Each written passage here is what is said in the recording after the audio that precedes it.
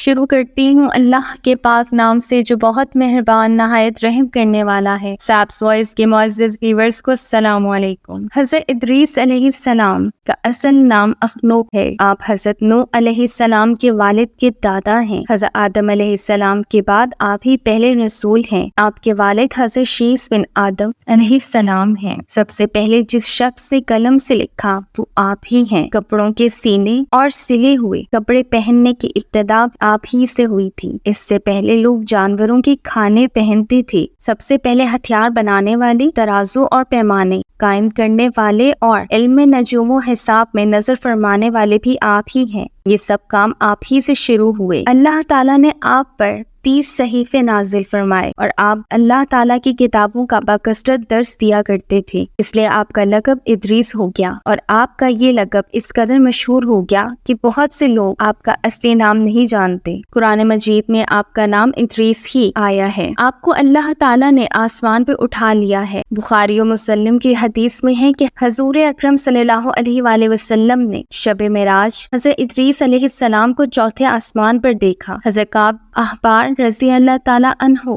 سے مروی ہے، حضرت ادریس علیہ السلام نے ملک الموت سے فرمایا کہ موت کا مزہ چکھنا چاہتا ہوں، کیسا ہوتا ہے؟ تم میری روح قبض کر کے دکھاؤ۔ ملک الموت نے اس حکم کی تعمیل کی اور روح قبض کر کے اسی وقت آپ کی طرف لوٹا دی اور آپ زندہ ہو گئے۔ پھر آپ نے فرمایا کہ اب مجھے جہنم دکھاؤ تاکہ خوف خدا زیادہ ہو۔ چنانچہ یہ بھی کیا گیا۔ جہنم کو دیکھ کر آپ نے داروغہ جہنم سے فرمایا کہ دروازہ کھولو، میں اس دروازے سے گزرنا چاہتا ہوں۔ چنانچہ ایسا ہی کیا گیا اور آپ اس پر سے گزرے۔ پھر آپ نے ملک الموت سے فرمایا کہ مجھے جنت دکھاؤ، اور آپ کو جنت میں لے گئے۔ آپ دروازوں کو کھلوا کر جنت میں داخل ہوئے۔ تھوڑی دیر انتظار کے بعد ملک الموت نے کہا کہ اب آپ اپنے مقام پہ تشریف لے چلیے۔ آپ نے فرمایا کہ اب میں یہاں سے کہیں نہیں جاؤں گا۔ اللہ تعالیٰ نے فرمایا کہ کل نفس ذائقۃ الموت، موت کا مزہ تو میں چکھ ہی چکا ہوں۔ اور اللہ تعالیٰ نے یہ فرمایا کہ ہر شخص کو جہنم پر سے گزرنا ہے، تو میں گزر چکا ہوں۔ اب میں جنت میں پہنچ گیا ہوں، اور جنت میں پہنچنے والوں کے لیے خداوند قدوس نے یہ فرمایا ہے کہ جنت میں داخل ہونے والے جنت سے نہیں نکالے جائیں گے۔ اب مجھے جنت سے جانے کا کیوں کہتے ہو؟ اللہ تعالیٰ نے ملک الموت کو وحی بھیجی کہ حضرت ادریس علیہ السلام نے جو کچھ کیا